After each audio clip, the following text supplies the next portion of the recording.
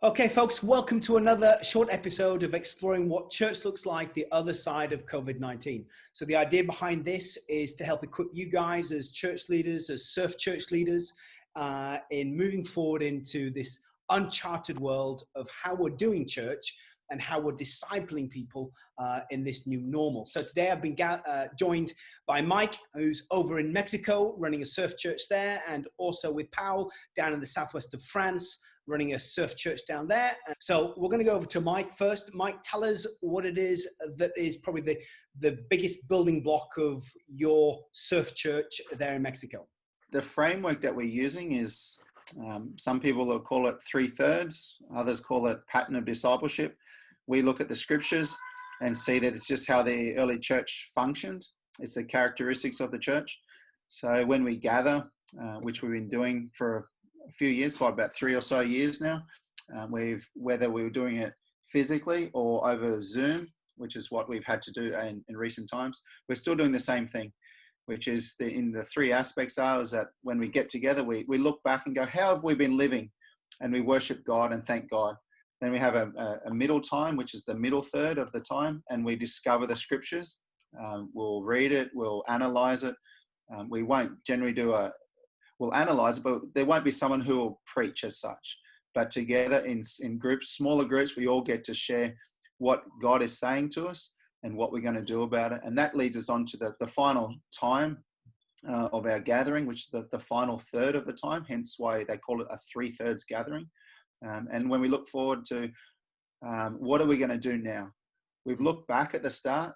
We've had a time of input, of reading the scriptures and meditating on the scriptures. Then we look forward to what are we going to do? How are we going to live? How are we going to follow Jesus and live obediently to him? And in that, there's times of worship, there's times of prayer, there's times of pastoral care, there's times of remembering what we're supposed to be doing and keeping focus for the coming week. So that's pretty much the building block that we've been doing for the last couple of years, and it's working well.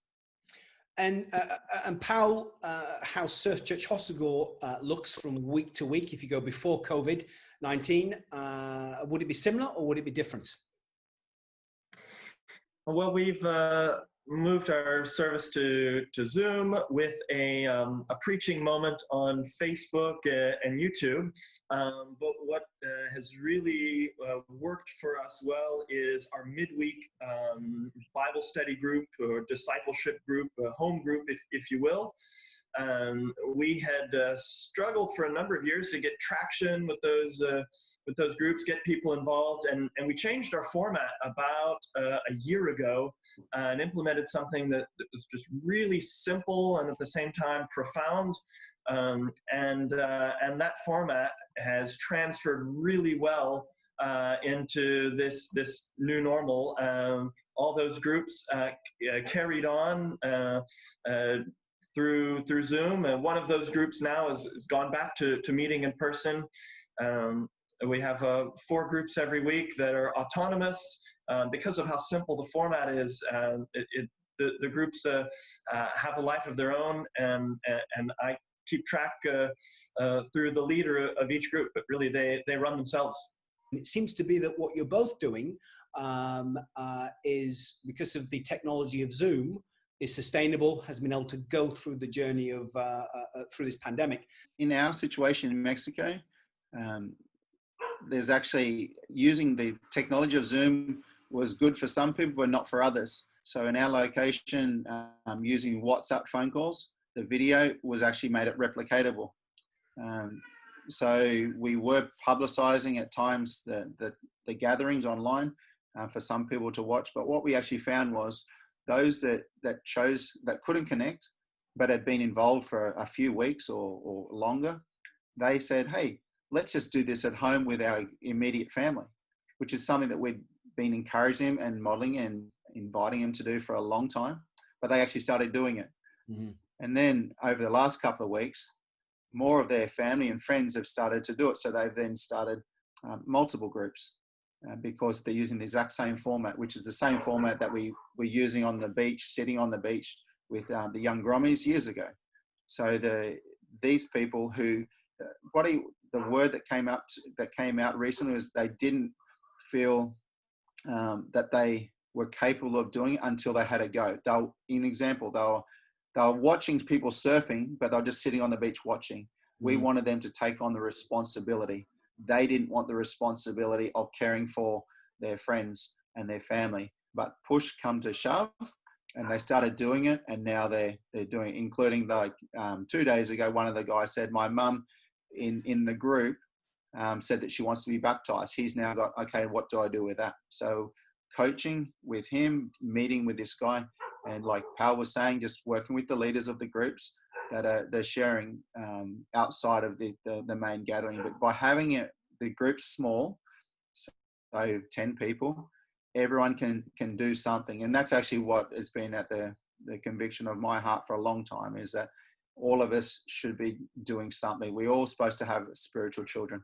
So that's interesting that actually in making it small and focused, you're empowering potentially more people than when you have a bigger gathering anyway. Correct. Yeah. And that's what we've heard from people who have been doing this for a lot more years before us. But it was, while I'm there, I can do it. So they wouldn't step into responsibility. We were training them and letting them do stuff, but they just didn't quite want to do it until I wasn't there, or the professional person wasn't there. Then they could do it. They just never did it.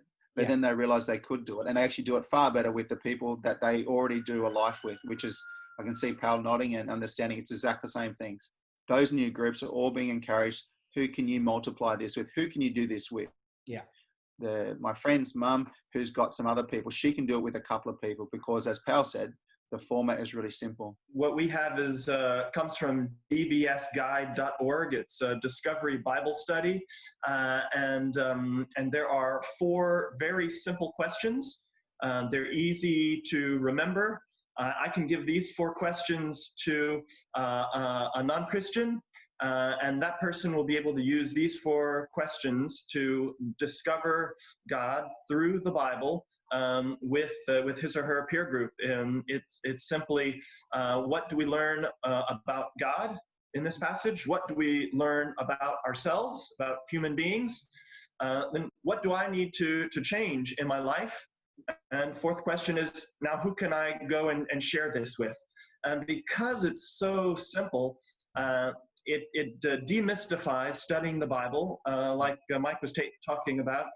You don't have to have a degree in theology to answer those 4 questions, and you don't even have to be a teacher. You don't have to have a teaching group, teaching gift to organize a group. You just have to be equipped with this simple tool, and the group learns the format, and the group leads itself.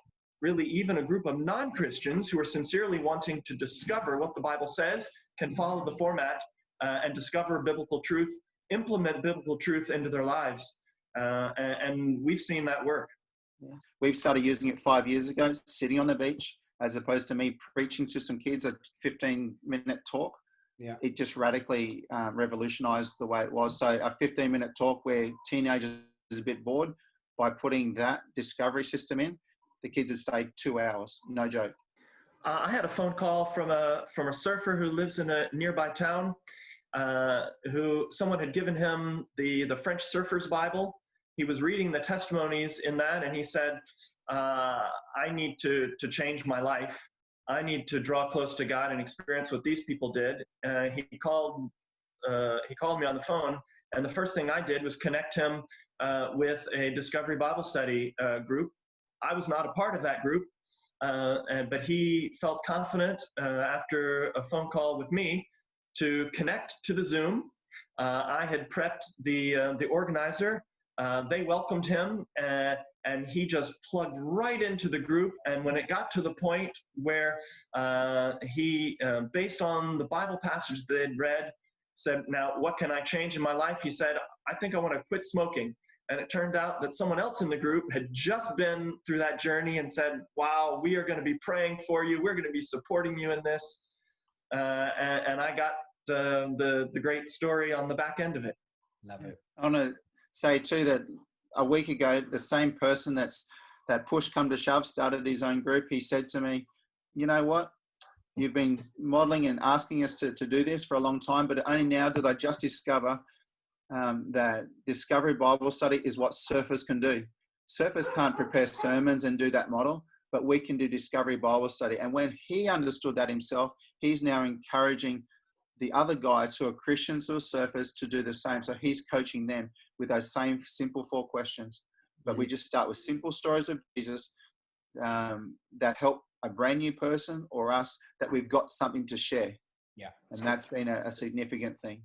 That's good. So if on that point, where to start, if there's somebody watching this that's going, okay, this may be a good way for us to move forward, are there websites that you would suggest to go and glean all this information that will help them kind of as a startup, or maybe talking with you guys individually? What should they do next? That website is dbsguide.org. It's in a number of different languages. The format that we use is even simpler than the one that's described. We found that the simpler you make it, the easier it is to teach someone and to release that person into organizing a group. So the simpler it is, the more it will be reproducible. You give it legs and it'll go fast. But dbsguide.org. And I'd be happy to talk through the simplified version, answer any questions anybody has about what we're doing in Osago. I've written up some documents, Google documents that are online, just to give step by step of how to do it, so someone could actually read it and just start their own group. Would be better if they could attend a group or participate in a group, and I do lots of groups during the week, and there's other people who have started groups that you could jump in on. So get in touch with us, with myself. My groups are in English or Spanish. There's French groups as well. There's all sorts of groups. Pretty much any time zone and time location, you can find a group. So just get in touch with us. Good stuff. Thanks, guys. So for those of you who are leading surf churches around the world and are driving forward in leadership of churches, if you've got other things and other resources that you are using right now that are really connecting and are working, then let me know. If you've got comments on this where you need some help, then also drop it in. But I hope you've enjoyed this little mini episode. And thanks for being part of the collective. We'll see you soon.